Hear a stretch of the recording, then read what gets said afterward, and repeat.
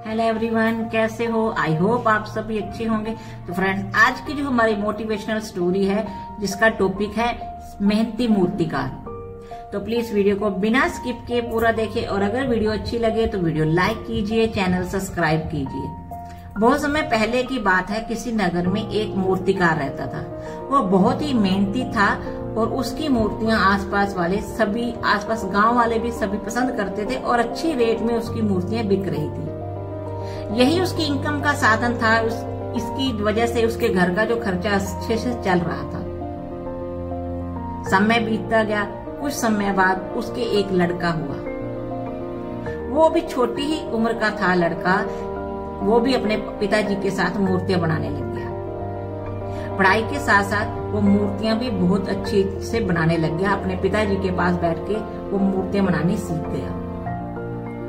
ऐसे ही समय निकलता गया। फिर वो थोड़ा बड़ा हुआ, वो और भी अच्छे से मूर्तियां बनाने लगा और उसके पिताजी उसको हर मूर्ति में कुछ ना कुछ कमी जरूर निकालते थे कि बेटा इसमें थोड़ा और अच्छा करो। और वो बच्चा भी अपने पिताजी की बात मानता और अच्छा बेहतर करने की कोशिश करता। इसी तरह टाइम बीतता गया।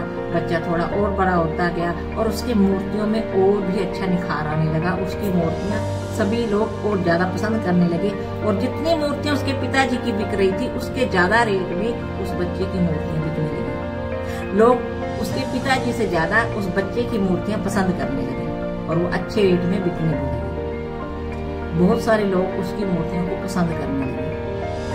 इसी तरह काफी टाइम बीतता गया। फिर भी उसके पिताजी हर मूर्ति में कोई ना कोई कमी निकालते रहते कि बेटा इस मूर्ति में थोड़ा और अच्छा करो, इस मूर्ति में थोड़ा और अच्छा करो।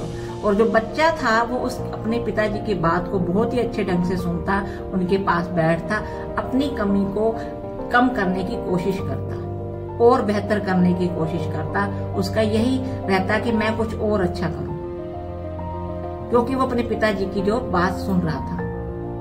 इसी तरह पिताजी की आदत रही, वो हमेशा अपने बच्चे की मूर्ति में कोई न कोई कमी निकालता रहता और बच्चा उससे और बेहतर करता रहता और उसकी मूर्तियां पूरे जो एरिया में थी, इलाके में जो मूर्ति सभी को और भी अच्छी पसंद आने लगी और दाम बढ़ने लगे। और एक समय ऐसा आया कि लोग उसके पिताजी की मूर्तियां ना खरीदकर उस बच्चे की मूर्तियां ज्यादा खरीदने लगे। इसी तरह टाइम बीतता गया।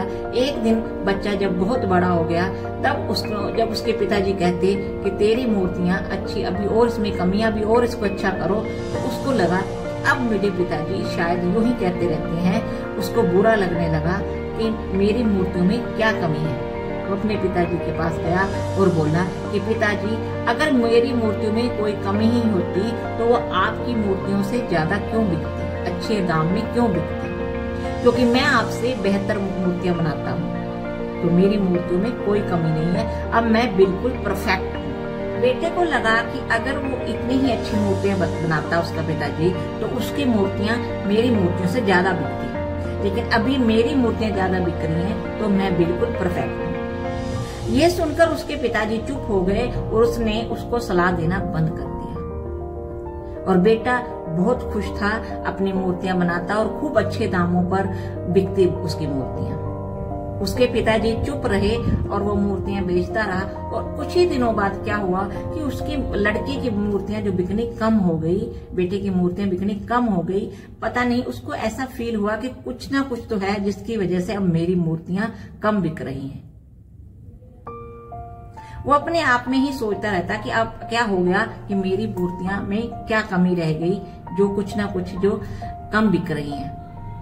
एक दिन परेशान होकर वो अपने पिताजी के पास वापस गया और उसने कहा कि पिताजी, ऐसा क्या हो गया कि मेरी मूर्तियां बहुत ही कम बिक रही हैं। उसके पिताजी चुप रहे। लड़के को ये लगा कि शायद उसके पिताजी को पता था कि ये टाइम भी आने वाला है।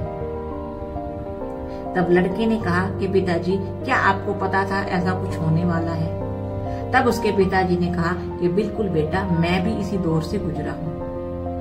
तुम्हें अपने आप पर घमंड हो गया कि तुम बहुत अच्छी मूर्तियां बनाने लगे हो, इसलिए तुमने मेरी बात सुननी बंद कर दी।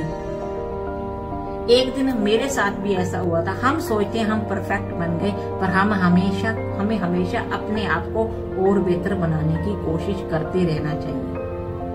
अगर मैं कमियां निकाल रहा था तो उसकी वजह से तुम्हारी मूर्ति में और निखार रहा था, तुम अपने आप को और अच्छा करने की कोशिश कर रहे थे, लेकिन अब तुमने वो बंद कर दिया, इसीलिए तुम्हारी मूर्ति में थोड़ी बहुत कमी आने लगी। ये बात सुनकर बेटे को बहुत ही दुख हुआ, उसको बहुत अफसोस हुआ कि उसके पिताजी जो कह रहे थे वो बिल्कुल सही कह रहे थे।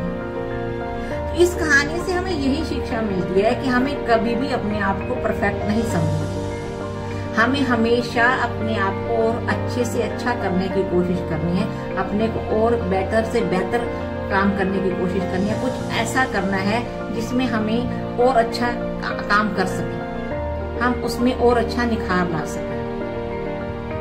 तो हमें जितना हो सके अपने आप के काम को और बढ़ाना है, हमेशा हमें कुछ ना कुछ सीखते रहना है। अगर कोई सलाह देता है तो उसकी सलाह जरूर सुननी है। जिस दिन हमें ये लगने लग जाता है कि हम अपने काम में बिल्कुल परफेक्ट हो चुके हैं, हमें अब कोई कमी नहीं है, तो वो हमारे अंदर एक घमंड आने लग जाता है। तो हमें जितना हो सके अपने आप को और बेहतर करना है, अगर यहाँ से अच्छा सीखने को मिले सीखना है, यही लाइफ है। हमेशा कुछ ना कुछ सीखते रहो, जो भी काम कर रहे हो उसमें और अच्छा करने की कोशिश करो। तो यही स्टोरी थी आज की, जो एक मेहनती मूर्तिकार की।